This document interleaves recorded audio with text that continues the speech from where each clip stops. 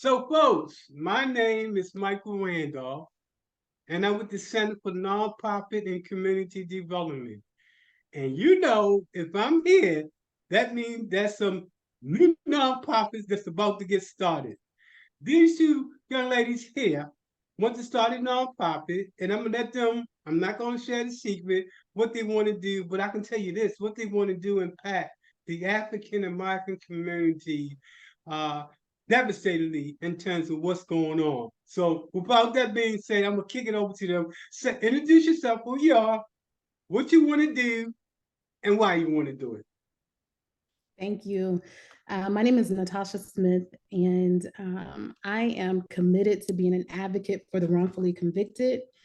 My partner and I, Octavia, are looking to launch a nonprofit organization that is going to advocate, fight for, and in other ways promote the instances of injustice that have taken place in the state of Florida that directly impact the African American community, where African American men have been incarcerated for crimes they have not committed, or incarcerated under exorbitant sentencing structures where they should no longer be serving the time that they're serving because their sentence structure is outdated. Okay. Now you went a little bit more. You gave a little bit personal reason earlier. So we wanted to get that compassion. What was you talking about earlier? Yes, I did. I gave you the reasons why I wanted to start this organization. So first of all, way back when I was a young lady, when I was in school, in grade school, I committed to the legal industry. And during that time, I served in We the People, the Citizens and the Constitution. I served on mock trial, you name it. I was associated with it because I truly believed in the American justice system. I went to college. I went to Florida State University on a full ride, a We the People, the Citizens and the Constitution scholarship. And during that time, I unfortunately had a negative experience with the criminal justice system. A good friend of mine was incarcerated for quadruple murder, which he did not commit. And the evidence clearly shows that from my perspective. Fortunately, because we have the affiliation that we do, I was able to get him some help. But during the process, I encountered so many Black men who don't have someone to advocate for them in the way that I was able to advocate for him. And so I met Octavia. She and I were experiencing the same struggle, the same battle to find help for our loved ones who were wrongfully convicted and wrongfully incarcerated. And from that, we decided to launch this nonprofit organization, which is designed to support African American men, as I said, who are fighting wrongful convictions and who are fighting exorbitant sentence structures. That's what I wanted to get. Okay, tell me, share with us your story. Hi, my name is Octavia Nesbitt, and again, I'm working with. Sorry, I'm remiss. Make sure people know what state you're in because we share a national audience. I think you did mention the state that you're operating in. So if not, Octavia, would you first start off with what state you're in, what county you're in, and what area you plan to serve, and then share with us why you decided that this was something important. Well, I'm in Florida and I'm in Hillsborough County, and I didn't catch the other question that you had said. Why is it important for you to start a nonprofit that deals with the wrongly convicted and those who are basically still enslaved? It's just a new type of slavery. That's all. Constitution say they abolish slavery, but they say we're going to create the prison system, and that's a new type of slavery. Anytime you do free labor, that's called slavery. Mm-hmm. Well, the way I got involved and how I met Natasha was my brother was wrongfully accused for a crime that he didn't do, and I was going out to visit him over at Hardy, and that's how I met Miss Natasha.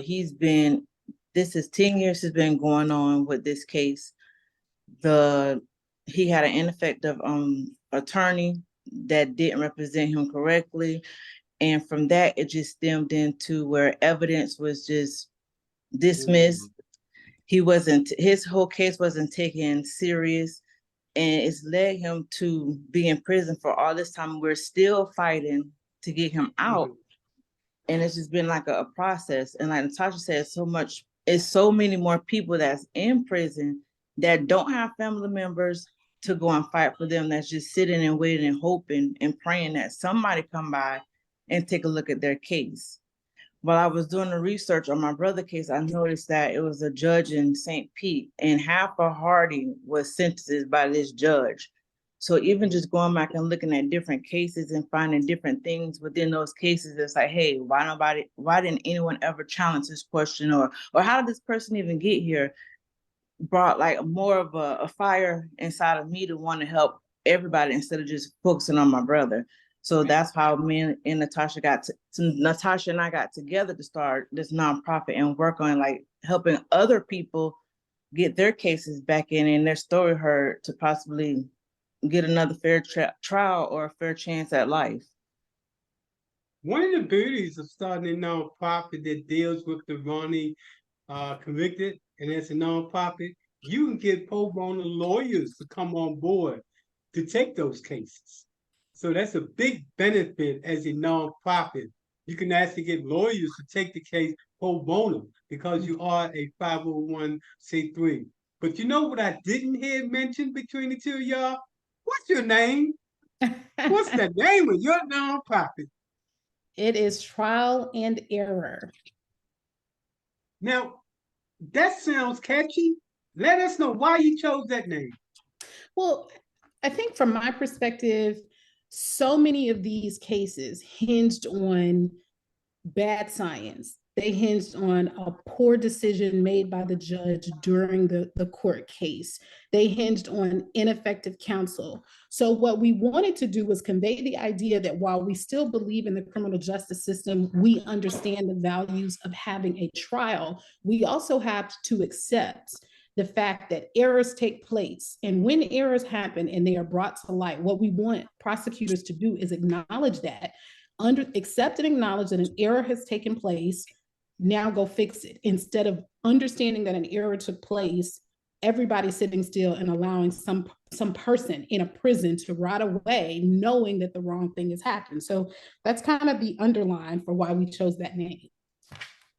Excellent. I'm so looking forward to working with your group because I believe that when it comes to dealing with the criminal justice system, it's just us. Yeah. So we have to rise up and begin to take, not complain, because we complain all day long. Right. We have to take action to make sure the wrong that's been done is corrected. And as a 501c3, you'll be able to get those pro bono lawyers, even judges, to come on board and work with you. That's what we do when we work with nonprofits like yours. We make sure we connect y'all to those pro bono lawyers and judges that believe that the criminal justice system is not right.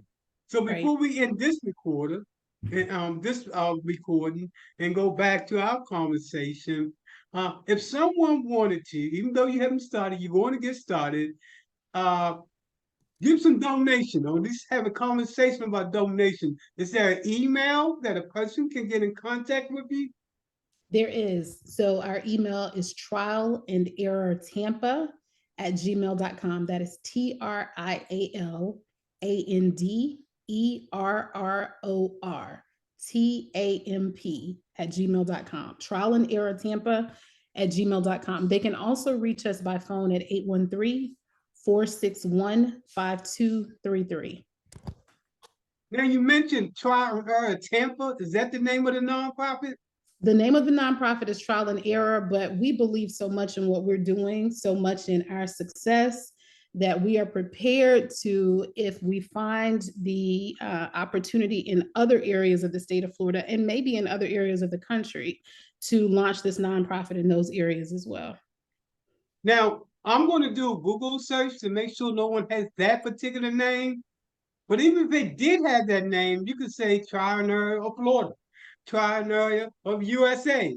You know, just put something else in back of that Trial and Error, and you're good to go. But I'll make sure that that name doesn't exist. And if it does exist, you can put in Florida, the wrongly convicted. You can put all that stuff just to make sure that it's unique.